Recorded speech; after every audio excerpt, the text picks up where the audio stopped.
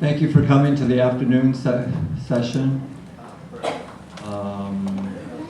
So, I'm just going to say Josephine Lang is going to be speaking. And, all right. So I'm Fran Ducart, and it's my pleasure to introduce Josephine Lang, whom I've known for, I think, many lifetimes, but it's sure for this lifetime, it's been the most engaging ability to connect not only with the body, mind, and the spirit, but to the intuition.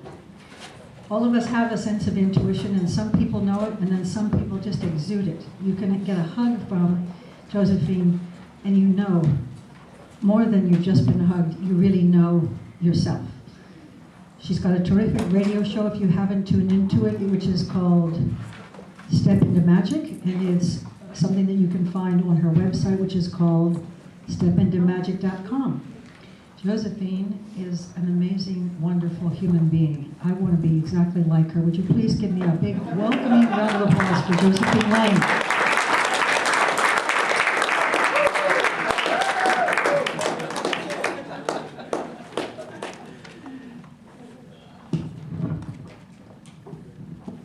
Thank you all for coming. This is such a wonderful topic, really, death. It's something that all of us experience, and we're coming out of that time of denial of death. My parents' generation, it was like, ooh, we don't even talk about that, and death was the enemy. So I like to begin all of my talks with a spiritual agreement that I learned from my teacher and mentor, Jana Massey, and I'd like to ask you all to make this agreement with me, if you will. And it goes like this. Together, we acknowledge that everything that we think, that we say, and that we do at this time will be of the highest good. And together we ask for truth, the understanding of that truth, and the wisdom to use it in our lives. Can you all agree? Yes. Thank you so very much. So I happen to live in what I've heard called a reincarnational reality. And what that means to me is that I believe that there is the continuation of life. A friend of mine I was just speaking with this morning on the phone said that she's of the Native American tradition, and she said that she recently received some information about the medicine wheel. And the medicine wheel, you know, is a circle with the cross in the middle. And in the middle of that cross is where the human being stands. But the circle represents the continuity of life, that we come, and then we live, and then we die, and then we have an interim, and then we come again. And this is true for the animal kingdom and the plant kingdom. And, we think of that seed that falls to the ground, and there's that quiescent time, and then the birth comes again. And when you live in a reincarnational reality, that just helps us all to feel not so terrified about death. And my horse, I had a dear horse. Her name was Duchess for, probably, I guess it was 35 years. She lived much longer than a horse ordinarily lives. And when she was nearing her death time, and she was in the last, 5 years of her life, I asked her, about death. And she showed me this image. She just telepathically imprinted it into my mind of like a little flicker book. And the flicker book showed all these different lives that we'd had together. And what that said to me is for the animal kingdom, and part of the information that, when you receive information telepathically, it just sort of all drops in and you have to kind of tease it out and get, but part of what I received with that transmission was that when animals die, it's not so much like the ending of a book, it's more like the ending of a chapter. That's a little bit more the way that's the way that my horse informed me it was for her. As opposed to when we humans die, we think, oh my God, that's the end, it's the end of the book, and we get a little bit more nervous about it. But I think that we are now at a place where we are realizing our own animal stature. We are, there are non-human animals and there are human animals. And we're animals too. And so just realizing that death does continue on. That life does continue on, and that death is not so much a final ending. And another part of the reason why this is in my reality is because my father was one of those reincarnational children. And he was, when he was about 6 or 7, 8, 9, when he was on the desert in Arizona where he grew up, he had vivid memories of his previous lifetime and of his death. And I think that part of the reason why these reincarnational children, and there are many of them, can remember their deaths is because that's of a high volume. You know, it's kind of a big event. And so that comes through first and easiest. But as he lived in relative isolation on the desert because his parents, you know, his dad was, my grandfather was a TB guy and tuberculosis. And so my dad spent a lot of time alone on the desert growing up. And so he didn't have a lot of influences from extra people, other people in schools and things, and he was able to remember more and more of his previous life as the years went on. And he shared them with my grandmother. And he even named his cat the name of that language that was his previous lifetime. So I sort of grew up with this feeling and this understanding. And I think that this really helps us to get more comfortable with the idea of the beauty of death, which is the beauty in death is the name of my talk today. And there is a lot of beauty in death. There's also a lot of horribleness in death. I mean, if you ask me, I think death is just awful. I don't like it at all. And there can be some really terrible things about it. The grief alone is just, you know, overwhelming at times. And I set out some flyers on that little table over there of Elizabeth Kubler-Ross's 5 stages of grief. And I'm sure that many of you here are very familiar with those. The first is denial, where we're like, no, don't want to look at it. And it's not happening. And then the second is anger. How could this have happened? How could, if there is a God, how could this God let this happen? And then comes bargaining. Gee, if only, you know, if I do such and such, or juice enough, or take good care of myself, maybe I won't die. And then comes depression, where you kind of sink into that and go, all right, well, now I'm bummed, you know. And then lastly comes acceptance. And what I'd like to put forth is that I think that there's actually a 6th stage. And that 6th stage is gratitude. Hi, Susan. And my mom passed when I was 19. So I got started on this death thing kind of young, and many of us have. In fact, I'd like to ask, anybody here has had a death in the last month? I certainly have had a good friend who passed away in the last month. Anybody else here who might be looking at death themselves, possible terminal situation? It's just, yeah, eventually all of us, exactly. So, you know, I mean, it's one of those inevitable things, but, you know, my mom was a wonderful woman and I loved her so dearly and I couldn't imagine life going on without her. But in the long run, I must say that there was a lot of good that came out of her having passed in my youth like that. I really learned how to become my own mother, how to take care of myself in a way, how to really stand on my own 2 feet, how to really be independent.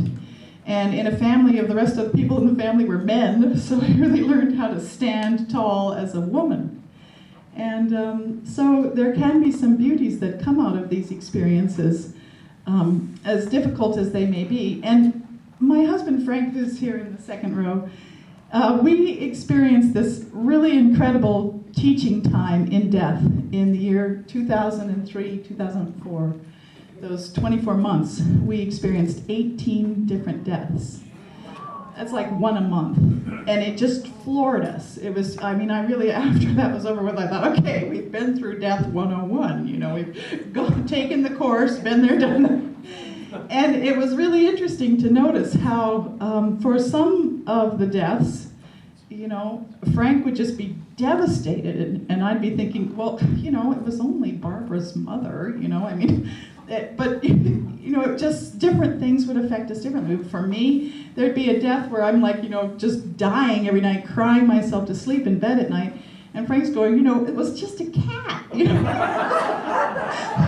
I'm sorry, but, you know, it's just like, this is the way it goes, you know, we get affected differently.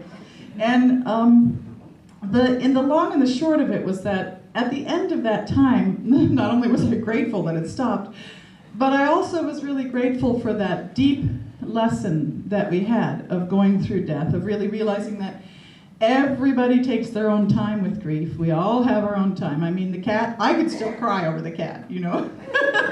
So it depends. But I lost my father. I lost my horse that I was speaking of, I'd been with since I was 13. I lost my, cat. We lost, people who had been at our wedding, brothers, uncles, sisters, all sorts of people have passed. Who right now has somebody that they know of that is probably about to die? Yeah, we do too. Yeah. Frank's mom's kind of on the edge right now. 93, nice long life, So you just never know. That's one of the things about death. It can just kind of creep up. Some of these deaths can be very surprising. Some of them, you kind of are actually really glad that they're gone. And that's sometimes the case, and that's hard to grapple with, because we're like, oh my God, how can I be having these feelings? Where I'm feeling like, geez, thank God they're gone. Because, somebody you love so much, so well, and they've been suffering. When I was 16, my best friend's mom died a horrible death of multiple sclerosis. Just the most incredible, dragging on, awful experience. And when she was gone, we felt like throwing a party. I mean, it was like, thank God the burden was lifted, even though we missed her so, and she was so dearly loved. But sometimes, so what I'm saying here is that these emotions, they're wide open, and we don't know where they're going to go, but they're all good, and we can trust them all. And I have found that through the death experience, through all these different deaths, and I've had many more than just those that happened, those 18 that happened in those 2 years. But there is something. There are things that we learn from them. There are things that help us to grow. And I like to live a life of reflection and introspection. And I have found through these years that if we do take the time to do a little reflection and introspection, we will usually find some pretty amazing things to be grateful for. And that's where I like to start. Sometimes it's just little things, like with the horse. Well, okay, so there wasn't that $200 a month bill anymore. Sometimes you just got to grab for whatever it is that might be small like that, but it's okay. So that's all good. So then another experience that I had that had a pretty profound influence on me happened when I was in high school. And this was my brother's girlfriend, and I think her name was Jan. And she was going to her family house for, oh, thank you, Fran. It's a good idea. Do you guys like that? No. You like this? I know. Keep it a little dark. It's nice. So she went to her family house for dinner with her mom and dad. She was, 18 or something, 19. And the whole family was there, extended family, cousins and, brothers and sisters. And I think there was about a dozen people at the table. And they were having some sort of steak. She choked on a piece of steak, got it lodged in her throat. She started to go into the death process. I mean, her eyes rolled up in her head. She turned white. She fell off her chair, landed on the floor. This was back in the early 70s, so it was before the 911. And her mom was just complete full panic, and she started flipping through the yellow pages to try to find emergency numbers to call, and she's crying, and what is the ambulance number, and she can't quite get this, and she's in a full panic. And some of the family members are slapping her on the back, trying that, rolling her over. She's clearly dying. Many of the family members are standing on the sidelines crying because they just didn't know what to do. And in the meanwhile, Jan found herself up in a tree out front. There's a large oak tree. And she's up there and she's like, oh, it's a beautiful night. And she's looking at the stars around, and then she just noticed that she could also be right present with all of the family members. She could be in the hearts and minds of those who were feeling so helpless by the sidelines. She was in her mother's hands as they were fiddling with the telephone yellow pages, and she could feel her mother's tears. She was in her mother's body. And she was also up in the tree, and she was also beneath the house. She found herself traveling down into the earth beneath the house. And then she also became aware that she was in a car. the car of a really good friend of the family's, of somebody she'd known her whole life, another young man who was in his mid-20s. And he was driving to the party. He was coming late. But he was, had the radio on. She could hear the song. She felt him, was with him as he pulled up and parked right out front of the house. Got us a little couple things together, went up and knocked on the door. She was in his ears as he heard the commotion inside. Realized nobody was coming to the door, decided to just let himself in. And then here he sees Jan on the floor, and he happens to know the Heimlich. So he picks her up, boom, out comes the steak. She starts vomiting and rolling on the floor. The ambulance finally gets called. They come and they pick her up, take her off to the hospital. And in 2 days, she was back home and she was fine. And she came over to my brother's house, and my house, and she told me all about it. And I was just floored by this story. And it left a really deep influence in my life. And I really realized from that time on that, you know what? We are all one. There is no mistaking that. And we have these amazing abilities, both I think as infants or newly borns, and also as people who are dying and who are passing over. And then another little story that I wanted to share with you is that in 1993, I had a really bad car accident, a really bad head injury. And I nearly died 8 times in the following 2 years. There were a lot of really close calls.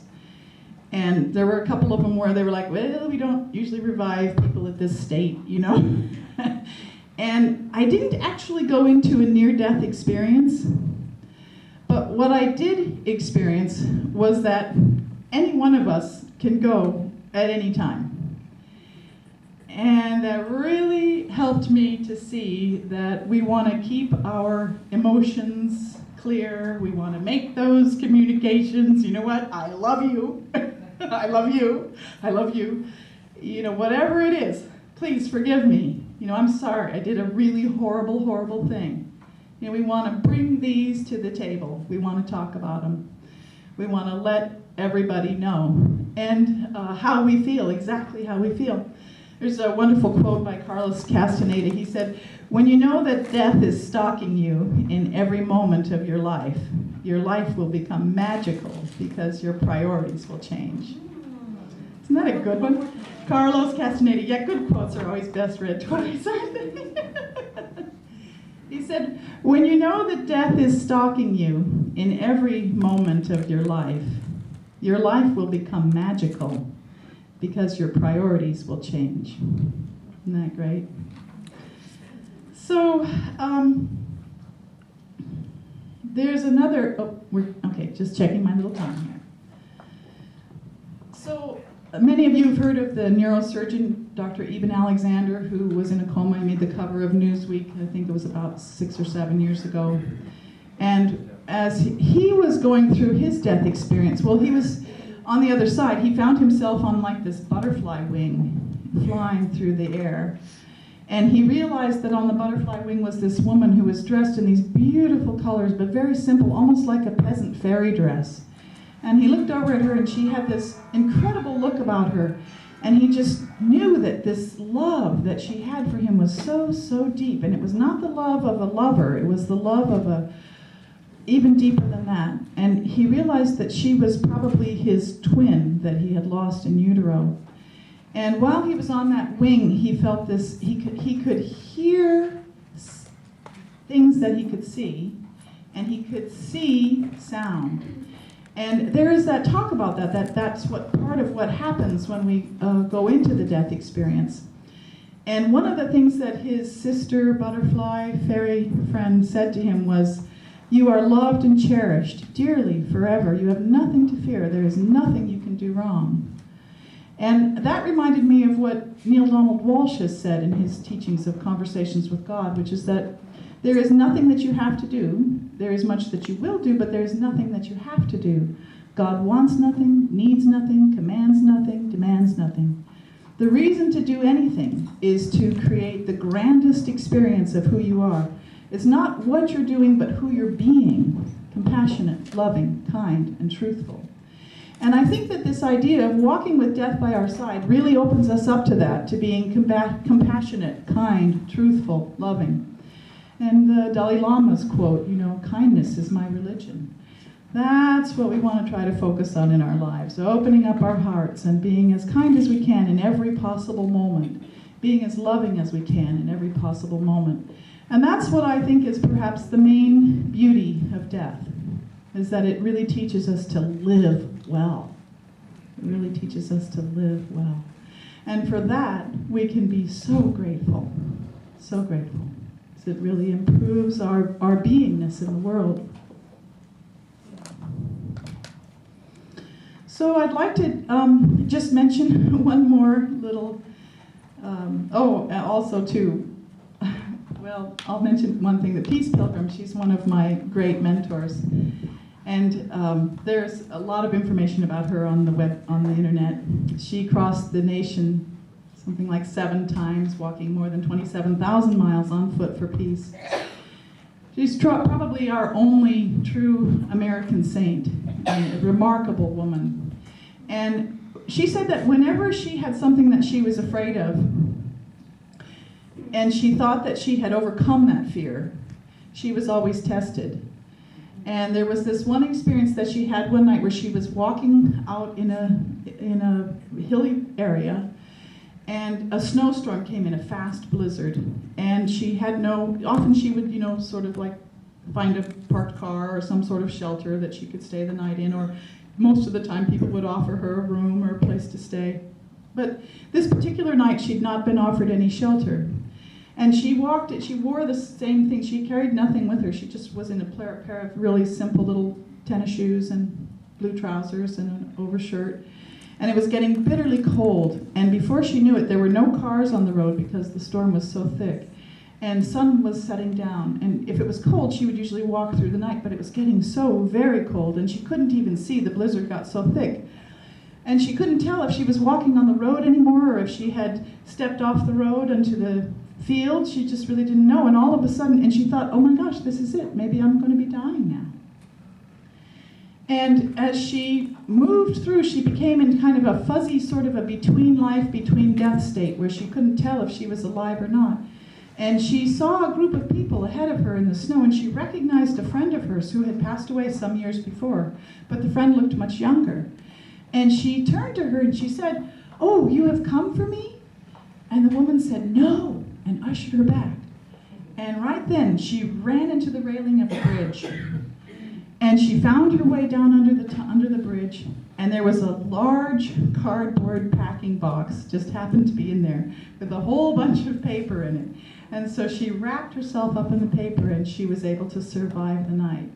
But I wanted to share that story because sometimes fear does come up, and there is that greeting that happens when we do pass over. We're often greeted by any number of images. Most common, I think, are friends. One of the things that my horse said to me after she passed away, I just wanted to check in with her and see if she was okay. And so I asked, how are you doing? And I got this little psychic impression that she was absolutely fine. And then she said to me, "Fear not, I will be there to greet you when you come over." And I can't tell you how comforted that has made me feel throughout my life. And just to know that our dearest loved ones will be there for us, that they will be there to greet us and to help us make that transition. And I think that there are some wonderful things that happen to us when we do make that transition into death. So oftentimes you'll hear people speaking of a tunnel. There'll be a tunnel with a light at the end of it. I've also heard a wonderfully profound story of a man who was flying over a field. And he'd been a carpenter his whole life, and he was kind of a grumpy carpenter. And all of a sudden he was flying along, he realized that his best friend, Michael, was flying beside him. His name was Charlie. And so here was Michael flying beside him, and they landed, they were suddenly standing, and Michael said to Charlie, "Hey, how are you doing?" They were like so happy to see each other. And then Michael said to Charlie, too bad you didn't get what it was here for. And Charlie said, what do you mean? And he said, well, you were here for love. You were here to love more. And so Charlie said, well, is it too late? And Michael said, no. And so Charlie went back and popped into his body, which was there in a hospital bed. The nurse was unplugging him, and he grabbed a hold of her arms and he said, I love you. And she said, ah! And ran out of the room. And his wife and his mother were out in the hall there, and they were, commiserating. They come running in, and sure enough, he was alive. And he went on to live another 20 years, and he became the most loving man that his daughter, who was my friend, knew. And so there are these beautiful, beautiful things. And I'll just finish up and close by saying that there are these wonderful transitions that we go through. So often there's the tunnel, or there's the field, or we're greeted by friends or loved ones, or sometimes religious figures. Whatever would make you feel most comfortable as you slip into the death state. And then as we move on, we begin to get our body begins to get a little thinner. We become less aware of our body. And we might meet up with other people from other past lives and sort of in the same soul growth family. And then as we lose all sense of that apparition of our body, we kind of emerge ourselves into that soul growth family. And I've heard of the shower of light, that there is an experience of a shower of light, or else entering into like a giant crystal where there's this complete purification. And then after that, during that time also, we do a sort of a life review of the two questions that are often asked are, how have I loved and how could I have loved more? And we get ready to try to bring balance to whatever we'd like to work on in the next project of life. and then we come on in again. We get ready to make our entrance back in, and we select parents and situations that can help us to do the optimum growth given what our past experiences have been. And then, ta-da, we come right back into our rebirth, selecting the womb. And we almost enter through another tunnel then as we come back into that womb. So I just want to thank you all so much for listening, and I hope that you can find some beauty in the death experiences that you've all had in your lives. Thank you so much.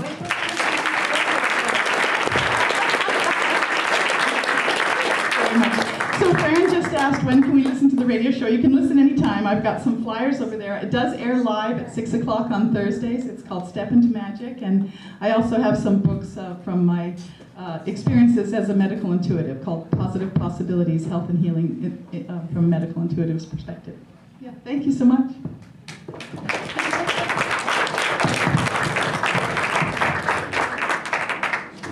Oh, I forgot. I was supposed to allow time for questions, and I spaced out on that, so I apologize. Here we go.